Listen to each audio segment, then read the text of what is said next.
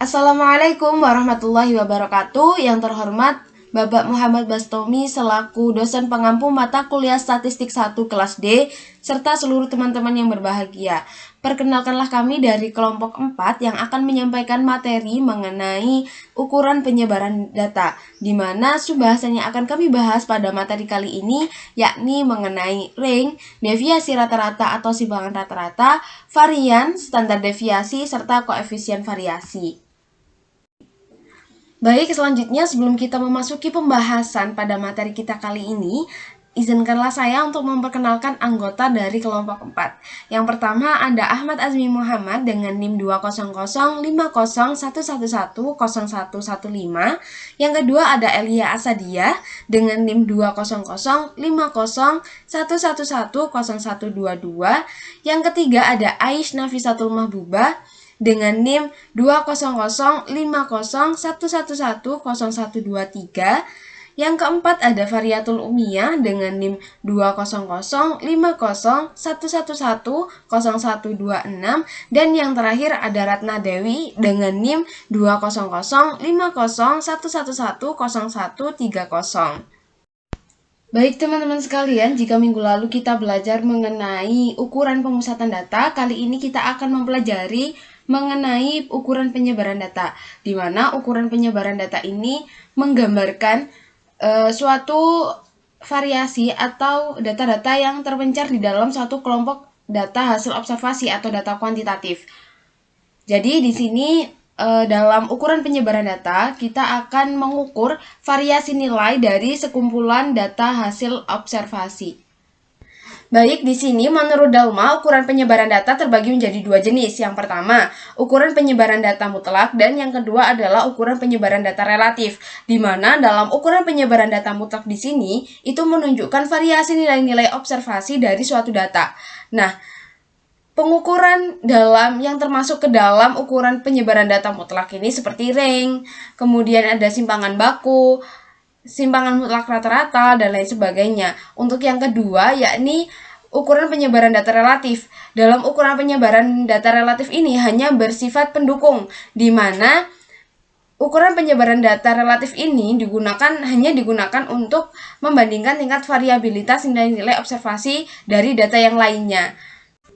Selanjutnya, pengukuran penyebaran data itu juga bisa kita gunakan untuk melihat perbedaan antara nilai suatu observasi dengan nilai observasi yang lainnya. Dalam hal ini, rata-rata dari data yang terbentuk dari nilai hasil observasi itu tidak dapat diinterpretasikan secara terpisah dengan menggunakan penyebaran nilai data terhadap rata-ratanya. Jika dalam suatu data observasi itu kita mendapati nilai-nilai data yang memiliki kesamaan, maka nilai penyebaran dari data tersebut itu sama dengan 0, sedangkan rata-ratanya itu sama dengan X. Di mana dalam hal ini kita juga bisa menilai bahwa semakin besar variasi nilai X, maka rata-rata distribusi itu akan semakin kurang representatif. Kemudian bisa kita lihat contoh di yang sudah tertera di presentasi, di mana di sini kita bisa melihat rata-rata hitung hasil ujian matematika kelas 4A dan kelas 4B. Jika kita lihat pada kelas 4A, nilai hasil ujian siswanya adalah 60, 65, 50, 60, 65, dan 60 lagi. Sedangkan untuk kelas 4B itu memiliki nilai hasil ujian sebesar 65, 90, 50, 70, 60, 60 lagi. Dari kedua data hasil observasi tersebut bisa kita lihat di sini rata-rata dari ujian kelas 4A dan nilai siswa kelas 4B. Keduanya tidak memiliki perbedaan yang cukup jauh, bahkan bisa dikatakan sama. Namun, jika dilihat dari nilai-nilai kedua data observasi tersebut, mungkin kita bisa mengira bahwasanya kelas 4B itu memiliki nilai rata-rata yang lebih tinggi, padahal dari keduanya jika dikalkulasikan atau dirata-ratakan itu tidak jauh berbeda, di mana hasil ujian matematika kelas 4B itu jauh lebih besar daripada variasi hasil ujian matematika kelas 4A. Hal tersebut Dapat diartikan bahwasanya variasi hasil ujian matematika kelas 4A dan 4B ini 4A lebih stabil daripada hasil ujian siswa kelas 4B. Selanjutnya, tingkat penyebaran data suatu nilai data ini sangat berhubungan dengan kesejenisan data. Jika misalkan kita ingin menghitung rata-rata atau penyebaran data untuk nilai ujian matematika itu tidak akan lebih kecil nilainya dengan penyebaran data dari nilai seluruh mata pelajaran. Secara umum, nilai rata-rata ini dapat dinilai representatif bagi serangkaian nilai-nilai observasi.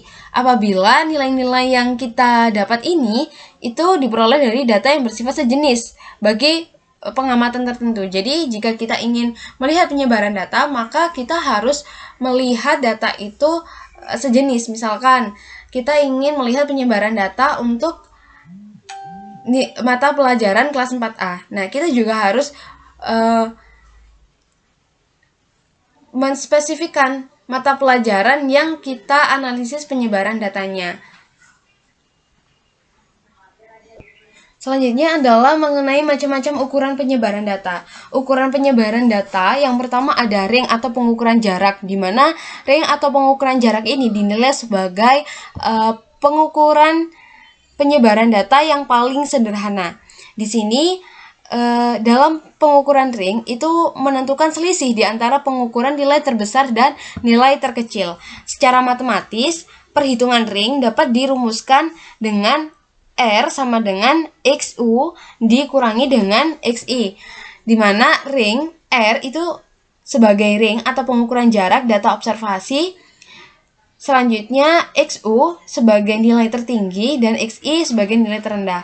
Atau secara sederhana bisa dirumuskan dengan nilai maksimal dikurangi nilai minimal. Atau nilai tertinggi atau terbesar dikurangi dengan nilai paling rendah.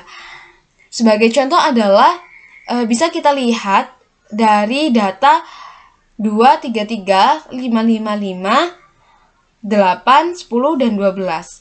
Di sini kita bisa menentukan jarak dari nilai terkecil yaitu sebesar 2 dan nilai terbesar yaitu 12 dengan cara R sama dengan nilai maksimal atau nilai terbesar dari data tersebut berupa 12 dikurangi dengan 2. 2 di sini sebagai nilai terkecil. Bisa kita temukan bahwasannya sama dengan 10. Jadi, ring dari 2 hingga 12 adalah 10. Kenapa? Karena jarak dari angka 2 ke 12 adalah 10. Selanjutnya, jika slide sebelumnya kita membahas mengenai ring atau jarak dari data tunggal, selanjutnya kita bisa menghitung ring atau jarak dari data distribusi frekuensi. Bisa kita lihat bahwa di sini terdapat nilai ujian Bahasa Indonesia siswa kelas 5 MI Al-Khairat Malang dengan total peserta ujian sebanyak 30 siswa. Di sini cara menghitung ring dari data distribusi frekuensi itu bisa menggunakan rumus R sama dengan BU dikurangi BI, di mana BU di sini berlaku untuk tepi atas kelas, sedangkan BI itu berlaku untuk tepi bawah kelas. Sehingga bisa kita temukan bahwasanya BU dari data tersebut adalah 99,5 karena untuk menentukan tepi atas kelas adalah dengan menambahkan sebanyak 0,5. Jadi 99 ditambah 0,5. Sehingga hasilnya adalah 99,5. Sedangkan untuk tepi bawah kelas atau tepi dari nilai kelas yang paling rendah adalah 39,5 dengan cara 40 dikurangi dengan 0,5. Nah, sehingga dapat dihitung besarnya ring atau jarak dari data tersebut adalah 99,5 dikurangi dengan 39,5.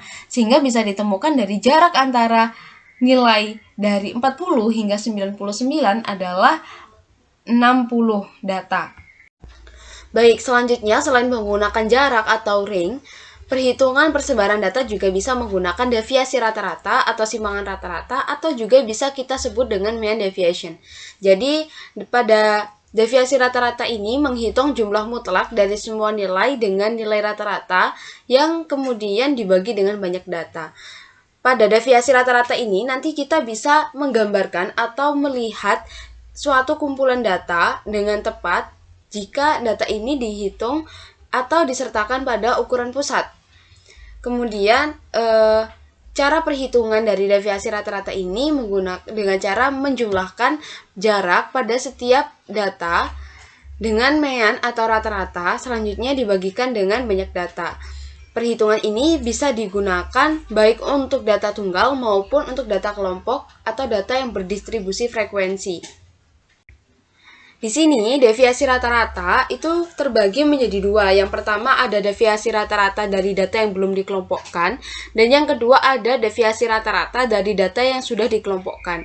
Di sini, pada deviasi rata-rata dari data yang belum dikelompokkan, jika perhitungan nilai data observasinya ini terkonsentrasi pada sekitar rata-ratanya, maka nilai-nilai dari suatu data hasil observasi ini akan kecil.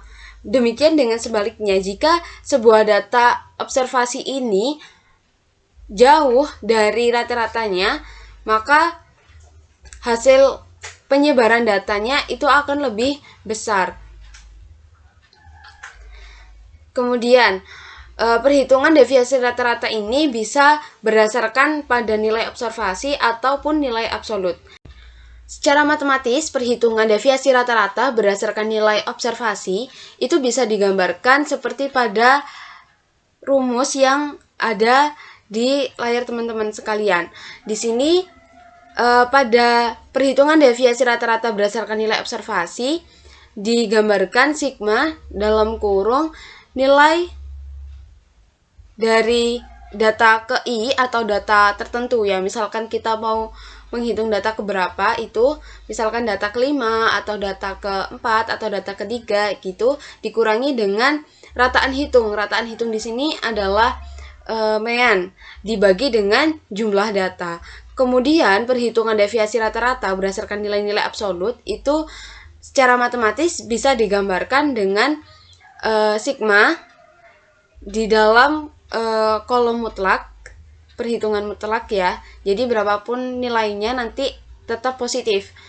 Seperti itu. Perbedaan antara perhitungan deviasi rata-rata dengan menggunakan nilai observasi ataupun dengan nilai absolut hanya terletak pada tanda mutlak dan tanda kurung saja.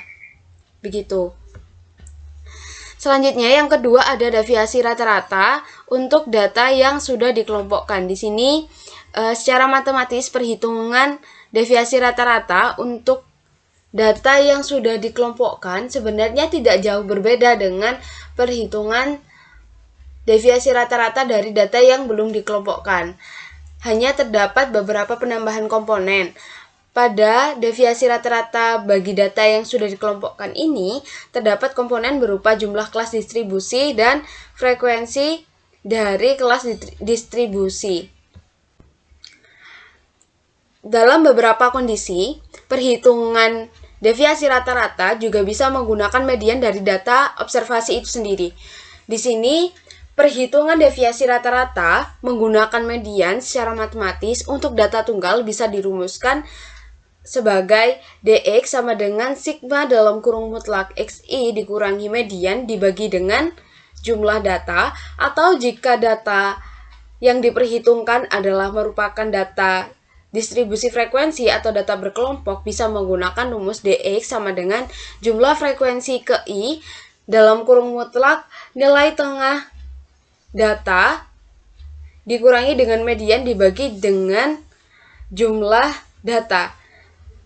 Kemudian secara umum pengukuran penyebaran data melalui deviasi rata-rata ini dinilai lebih baik jika dibandingkan dengan pengukuran persebaran data menggunakan jarak atau ring. Karena pengukuran data dengan menggunakan jarak atau ring di sini itu hanya memperhitungkan nilai terbesar atau jarak dari nilai terbesar kepada nilai terkecil ataupun sebaliknya. Baik, di sini saya Ahmad Azmi Muhammad akan melanjutkan presentasi dari Mbak Elia. Sekarang yaitu contoh soal dari deviasi rata-rata yang belum dikelompokkan.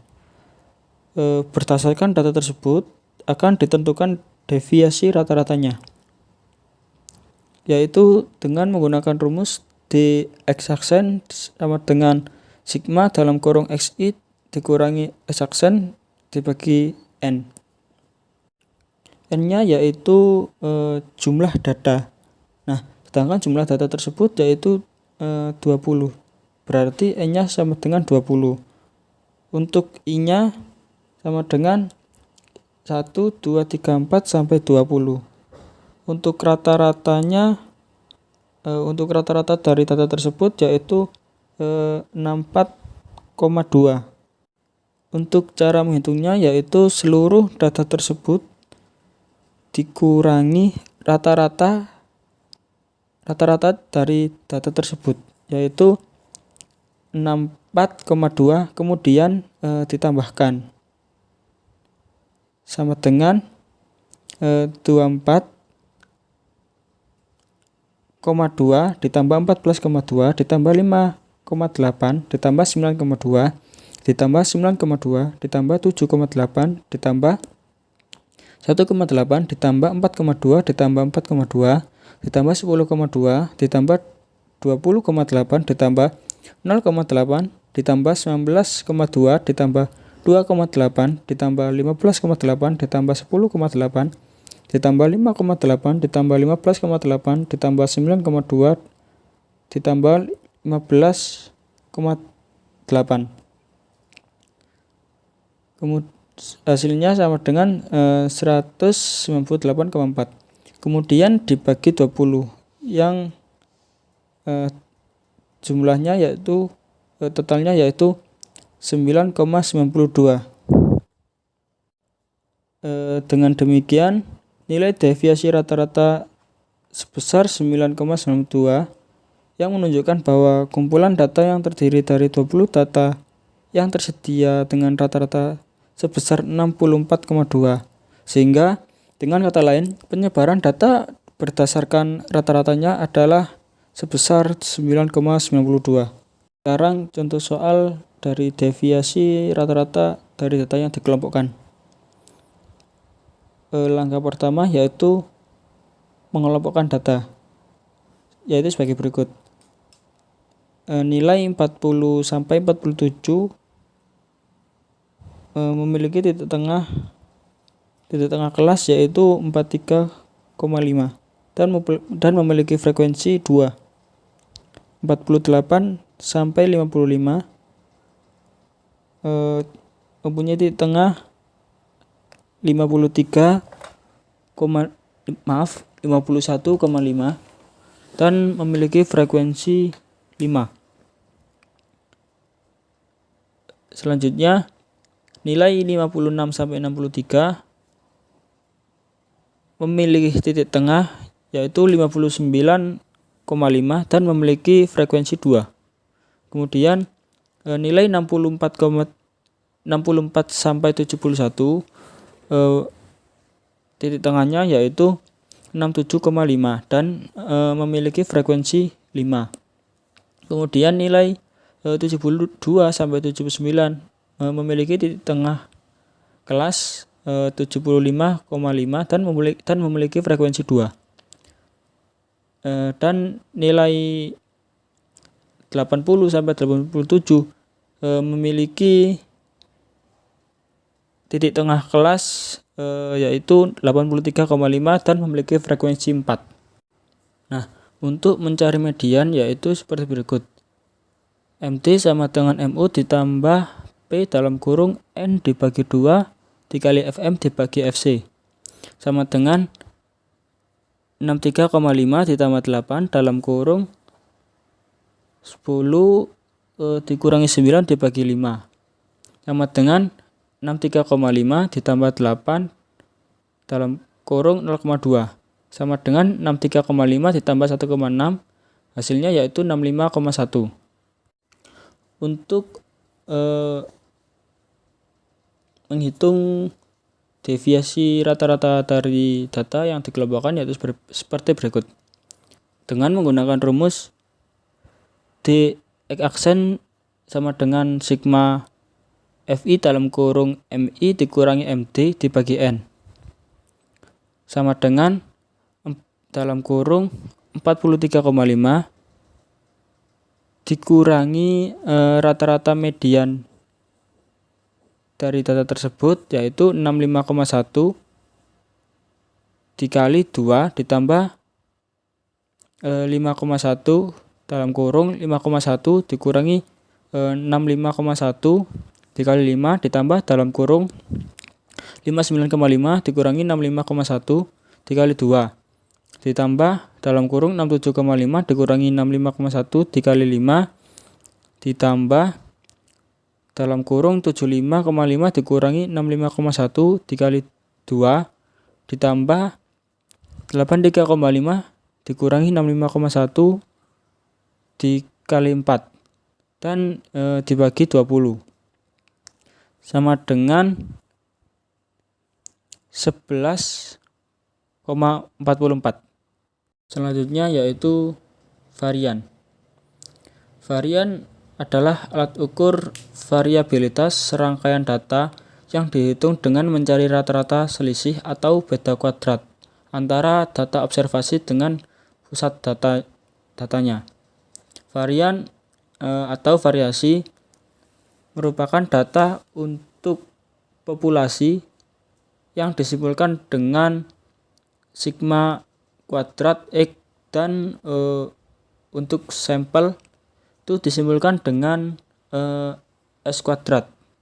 Varian atau variasi sendiri memiliki dua macam, yaitu yang pertama variasi data yang belum dikelompokkan dan yang kedua variasi data yang sudah dikelompokkan. Nah, yang saat ini terlebih dahulu yaitu variasi data yang belum dikelompokkan. Variasi data yang belum dikelompokkan, untuk yang belum dikelompokkan ini yaitu menggunakan ada dua rumus, yaitu yang pertama untuk populasi dan untuk sampel. Rumus untuk populasi yaitu sigma kuadrat X sama dengan sigma dalam kurung XI dikurangi UX kuadrat dibagi N dengan keterangan yaitu sigma kuadrat X merupakan variasi populasi. Kemudian XI yaitu data ke I dari variabel acak X. UX yaitu rata-rata populasi dan N ukuran populasi. Variasi untuk sampel yaitu menggunakan rumus S kuadrat sama dengan sigma dalam kurung XI dikurangi X aksen kuadrat dibagi N-1 dengan keterangan S kuadrat adalah variasi sampel. Kemudian XI yaitu data ke I dari variabel acak X. X aksen yaitu rata-rata sampel dan N merupakan ukuran sampel. Kemudian ini penyederhanaan dari rumus variasi data yang belum dikelompokkan. Untuk populasi yaitu dengan rumus sigma kuadrat X sama dengan N dikali sigma X kuadrat dikurangi dalam kurung sigma XI kuadrat dibagi N kuadrat dengan keterangan sigma kuadrat X merupakan variasi populasi XI data ke I. XI merupakan data ke I dari variabel acak X dan N merupakan ukuran populasi. Selanjutnya yaitu untuk sampel dengan menggunakan rumus S kuadrat sama dengan N kali sigma X kuadrat dikurangi dalam kurung sigma XI kuadrat dibagi N dalam kurung N-1 dengan keterangan S kuadrat merupakan variasi sampel, XI merupakan data ke I dari variabel acak X dan N merupakan merupakan ukuran sampel. Selanjutnya ini merupakan contoh soal. Ini adalah tabel dari nilai penjualan dan untuk menghitung variasinya adalah seperti berikut. S kuadrat sama dengan 11.200 dibagi 6 dalam kurung 6 dikurangi 1 sama dengan 2240.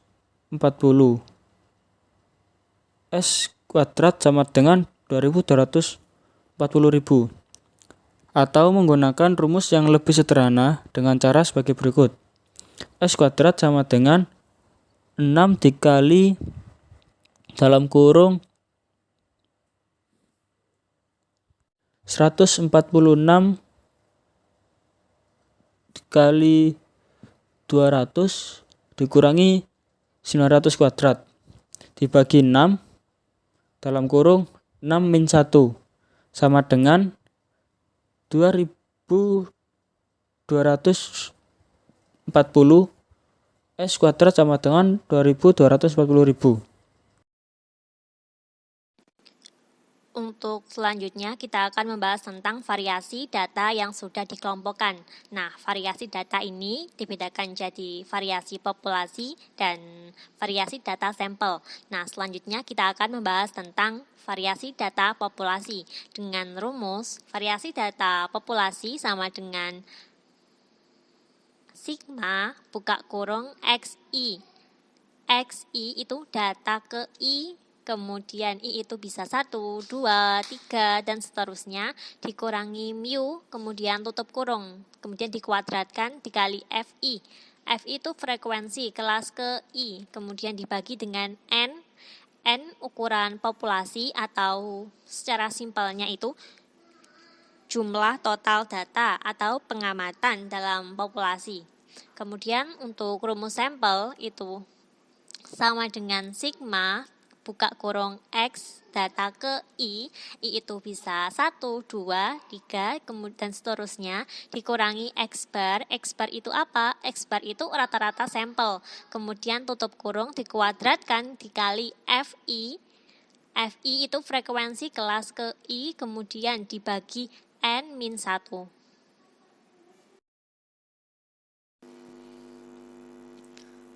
Untuk contoh soal, distribusi gaji per bulan yang diterima karyawan PT Widuri untuk bagian produksi tahun 1993. Di sini itu ada tabel yang menunjukkan gajinya berapa, kemudian jumlah karyawannya juga. Untuk menghitung gaji per bulan yang diterima, kita bisa menghitung dari rata-rata populasinya. Untuk selanjutnya, kita harus mengelompokkan XI-nya berapa, FI-nya berapa, dan perkalian antara XI dan FI. Contoh yang pertama, XI-nya diketahui 85.000, kemudian FI-nya 9, kemudian untuk perkaliannya tinggal mengalihkan saja, yaitu 85.000 dikali dengan 9, nanti jumlahnya 765.000. Kemudian untuk menghitung rata-rata gaji yang diterima, kita jumlahkan semua hasil perkalian dari XI kali FI, nanti jumlahnya 8.195.000 dibagi dengan N atau jumlah data yaitu 75, nanti hasilnya 109.266,67. Nah, untuk selanjutnya setelah kita menghitung rata-rata gaji yang diterima tadi, sekarang menghitung variasi gajinya. Ini cukup mudah, ini sudah tinggal masukkan saja XI-nya tadi sudah ditentukan, F1 juga sudah, sekarang tinggal XI dikurangi mu, kemudian tutup kurung dikuadratkan kali FI, ini tinggal masukkan rumus saja.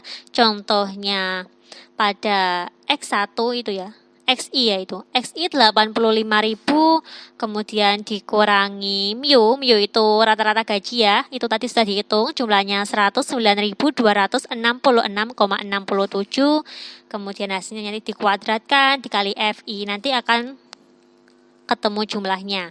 Nah, setelah menghitung semuanya, nanti dijumlah semuanya tadi, kemudian dibagi dengan N. N itu jumlah data. Datanya ada berapa? Ada 75. Nanti tinggal dibagi saja, nanti langsung ketemu jumlahnya. Dan rumus-rumus yang tadi itu bisa disederhanakan kok. Untuk populasi, rumusnya itu variasi populasi sama dengan I kuadrat. I itu interval kelas ya. Kemudian buka kurung sigma UI kuadrat dikali FI, kemudian dikurangi buka kurung lagi sigma UI dikali FI, tutup kurung dikuadratkan dibagi N. Kemudian tutup kurung yang agak besar itu kemudian dibagi N. Itu adalah rumus populasi secara sederhana. Kemudian untuk rumus sampel, ini juga cukup mudah kok, yaitu I kuadrat interval kelas, kemudian buka kurung sigma UI kuadrat dikali FI. FI itu apa? FI itu frekuensi kelas ke I. I itu bisa 1, 2, 3, dan seterusnya. Kemudian dikurangi, buka kurung lagi, sigma UI dikali FI, tutup kurung, dikuadratkan, dibagi dengan N, kemudian dibagi lagi semuanya tadi yang ada di dalam kurung yang agak besar tadi, kemudian N dikurangi 1, kemudian tutup kurung. Gitu. Itu rumus dari sampel yang disederhanakan. Untuk selanjutnya langsung ke contoh soal supaya tidak bingung ya, oke? Relax, jangan tegang dulu ya. Perhitungan variasi gaji yang diterima karyawan PT Widuri untuk bagian produksi tahun 1993 dengan cara pengkodean. FI-nya sudah diketahui, kemudian kode UI-nya juga sudah, langsung dikalikan saja. Untuk data pertama, UI-nya min 3 dikali dengan FI, FI-nya berapa? Ya, betul sekali. FI-nya 9. Jadi min 3 dikali dengan 9 sama dengan min 27. Langkah selanjutnya UI kuadrat. Kode UI-nya tadi berapa? Min 3 kan? Ya, betul sekali. Min 3 kuadrat berapa hasilnya? Ada 9. Kemudian langkah selanjutnya UI kuadrat dikali dengan FI. UI kuadrat tadi 9, kemudian dikali dengan FI. FI-nya berapa? FI-nya 9. Ya, betul sekali. Tadi 9 dikali dengan 9 sama dengan 81 dan begitu pun seterusnya. Kemudian langsung kita masukkan ke dalam rumus populasi. Rumus populasi yang sederhana tadi ya. Rumusnya interval kelas atau I kuadrat dikali dengan buka kurung sigma UI kuadrat dikali dengan FI, kemudian dikurangi dengan buka kurung sigma UI kali dengan FI, tutup kurung dikuadratkan dibagi dengan N, kemudian nanti dibagi dengan N lagi, kemudian baru tutup kurung. Ini sama saja sebenarnya. Langsung dimasukkan saja intervalnya berapa? Intervalnya 10.000 kuadrat, kemudian langsung dikali dengan 181 dikurangi buka kurung min 43 kuadrat dibagi dengan 75, tutup kurung dibagi dengan 75. 75 itu jumlah datanya ya. Langsung kemudian kalau sudah diketahui hasilnya langsung dikali dengan 10.000 kuadrat. Kemudian nanti akan ketemu dengan hasilnya. Ini tinggal memasukkan saja ya. Standar deviasi atau bisa disebut juga dengan simpangan baku. Rumus ini rumus yang paling sering digunakan dalam perhitungan statistik. Pengertian standar deviasi yaitu suatu nilai yang menunjukkan besarnya simpangan rata-rata di seluruh nilai yang ada dalam kelompok data dengan nilai pusatnya, dengan cara menghilangkan kemungkinan nilai nol dengan jalan dikuadratkan. Singkatnya yaitu standar deviasi mengukur bagaimana nilai-nilai data tersebut tersebar. Apabila jumlah XI dikurang rata-rata, apabila dikuadratkan, hasilnya paling sedikit terdapat dua nilai yang tidak sama. Dan apabila di rata-rata, Hasil rata-rata tersebut yaitu penjumlahan yang tidak akan sama dengan 0. Dengan kata lain, yaitu jumlah xi dikurang x kuadrat per n tidak sama dengan 0. Rumus tersebut disebut juga dengan deviasi kuadrat rata-rata.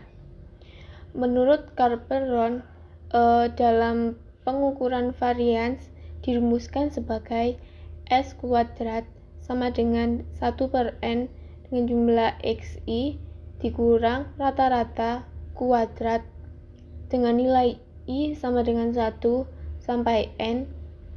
Hal tersebut melalui proses pengakaran, yaitu S sama dengan akar 1 per N jumlah XI dikurang rata-rata kuadrat dengan nilai I sama dengan 1 sampai N. Carl-Perron tersebut menamakan rumus yaitu sebagai rumus standard deviation atau simpangan baku. Selanjutnya yaitu data yang tidak dikelompokkan. Terdapat kumpulan data yaitu 70, 60, 50, 40, dan 30. Dengan mencari rata-rata nilai tersebut yaitu 1 per 5 dalam kurung 70 ditambah 60 tambah 50 tambah 40 dan tambah 30 sama dengan 1 per 5 dikali 250, hasilnya yaitu 50.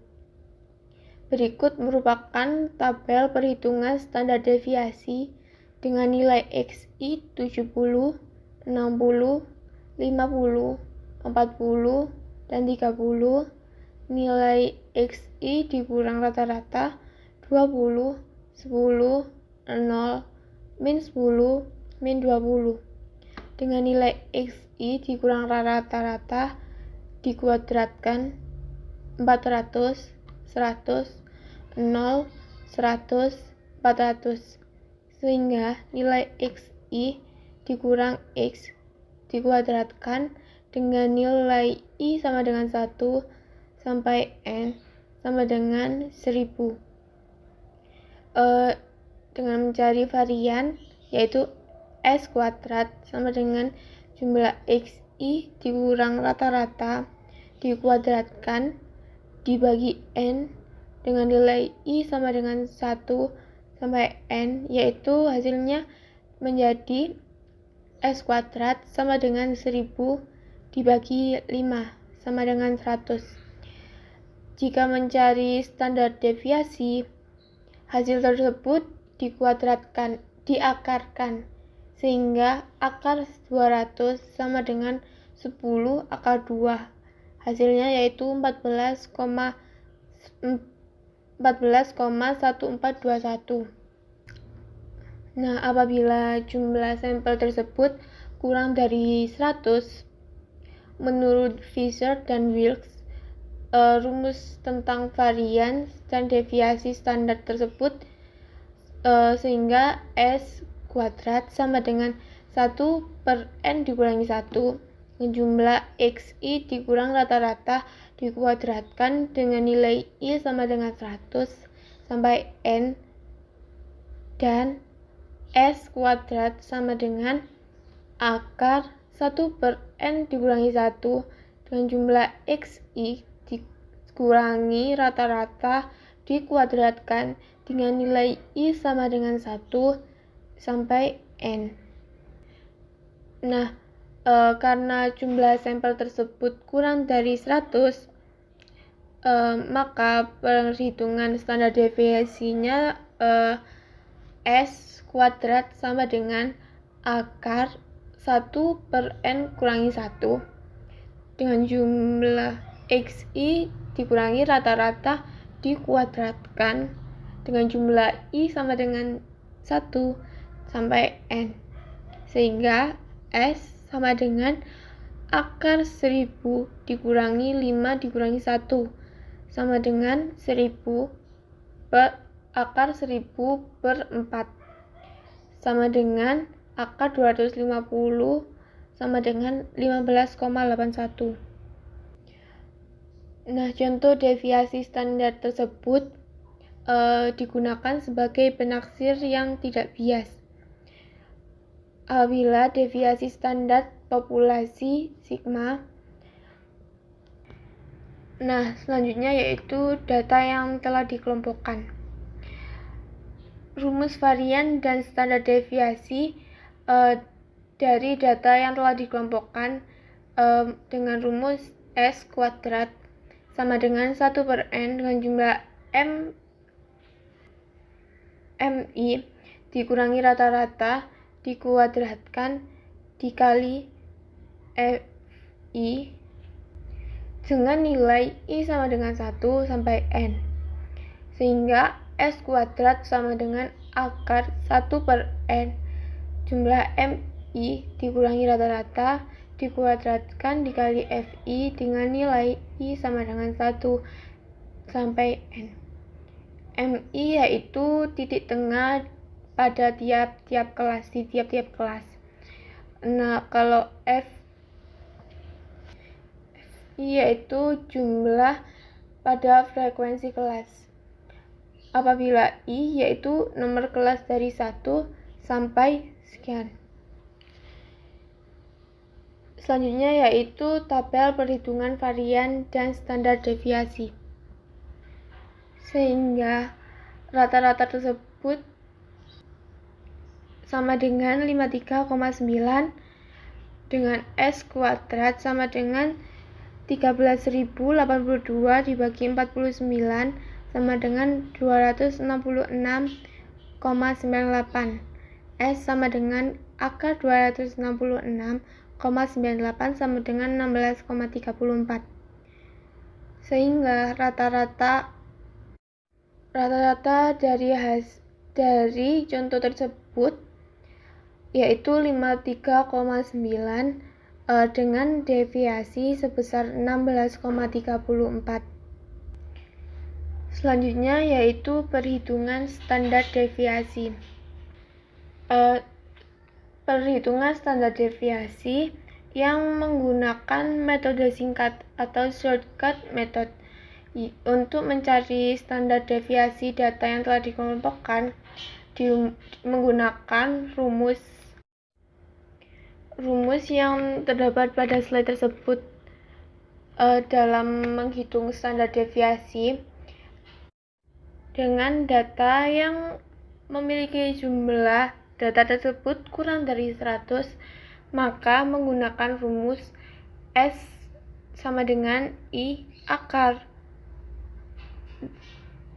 UI kuadrat kali FI dengan nilai I sama dengan 1 sampai K dikurangi nilai UI kali FI dengan nilai I sama dengan 1 sampai K dikuadratkan per N dalam kurung N dikurangi 1. Materi selanjutnya akan disampaikan oleh rekan saya.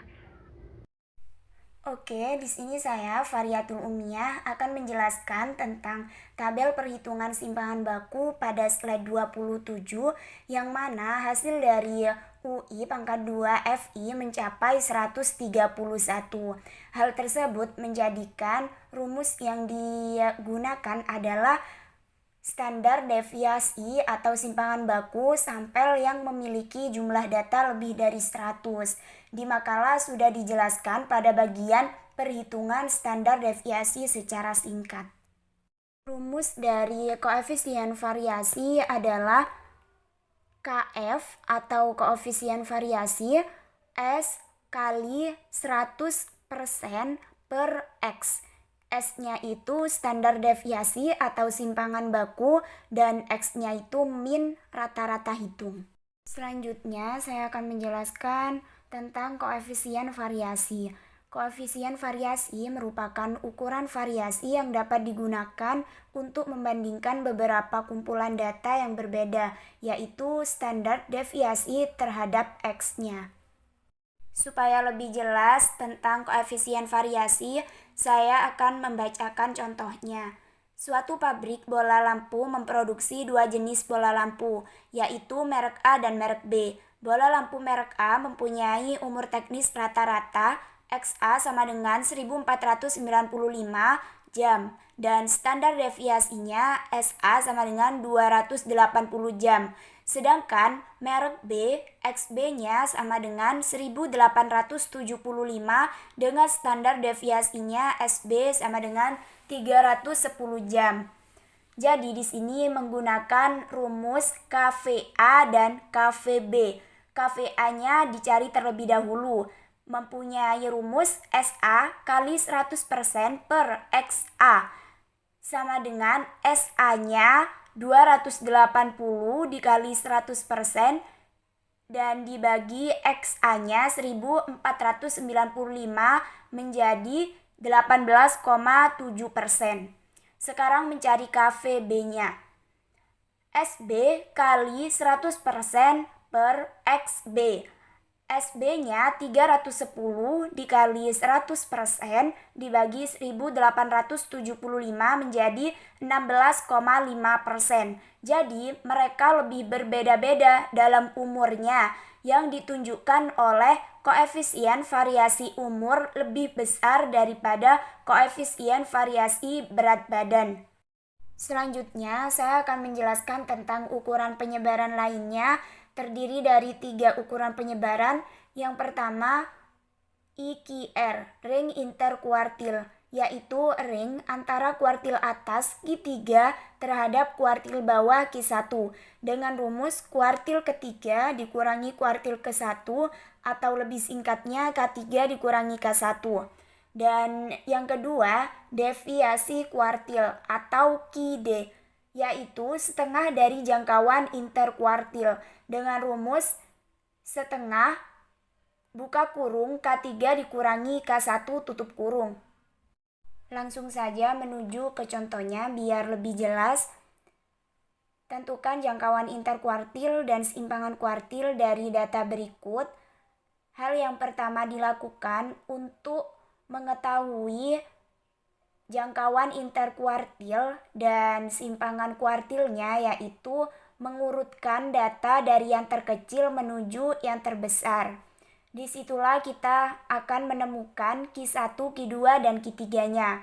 Maka diketahui Q3-nya 45, Q1-nya 30, dan IQR dengan rumus Q3 dikurangi Q1 menjadi 45 dikurangi 30, 15. Sedangkan simpangan kuartilnya yaitu QD sama dengan setengahnya dari IQR. Setengah dikali 15 menjadi 7,5. Jadi, jangkauan interkuartil dan seimpangan kuartil dari data tersebut adalah 15 dan 7,5. Dan yang terakhir dari ukuran penyebaran lainnya yaitu jarak persentil. Sekumpulan data yang mempunyai persentil ke-10 dan persentil ke-90. Rumusnya JP sama dengan P90 dikurangi P10. Langsung ke contohnya, diketahui datanya terlebih dahulu, setelah itu diurutkan dari yang terkecil hingga terbesar dan dihitung N-nya ada berapa, jumlah data tersebut. Kalau di sini kan ada 10. N-nya sama dengan 10. Setelah itu mencari letak P10-nya terlebih dahulu dengan rumus yang sudah ditentukan seperti di PPT. Setelah itu baru mencari P10-nya. Rumus dari P10 ini diambil dari hasil letak P10 yaitu 1,1. X1 diambil dari hasil 1,1, 1 yang awal X1 ditambah 0,1, 0,1-nya diambil dari 1 yang akhir menjadi 0,1 dan buka kurung X2 dikurangi X1. X2 ini dari X1-nya apabila hasilnya dari letak P10 5,2, jadi 5-nya ini masuk ke X1 menjadi X5 dan 2-nya masuk ke 0,2 perubahan juga pada buka kurung dan tutup kurungnya. X6 dikurangi X5 karena tadi kan X-nya X5. Jadi yang buka kurung dan tutup kurung X6 dikurangi X5.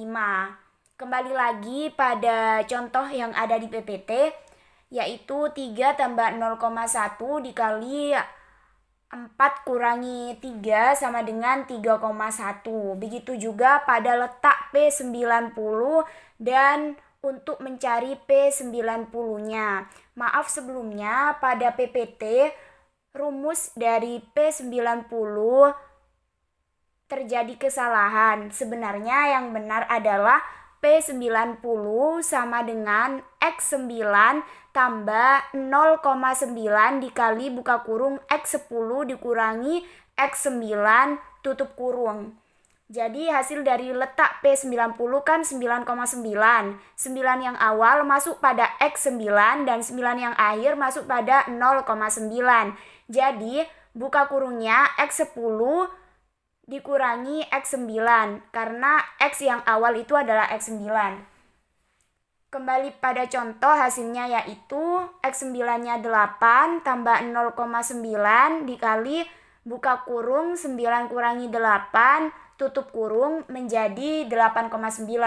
Jadi JP-nya yaitu P90 dikurangi P10 8,9 dikurangi 3,1 menjadi 5,8. Terima kasih dari kami segenap kelompok 4. Semoga ilmu yang didapatkan bermanfaat dan mudah difahami. Apabila ada pertanyaan, silakan ditanyakan di forum diskusi. Wassalamualaikum warahmatullahi wabarakatuh.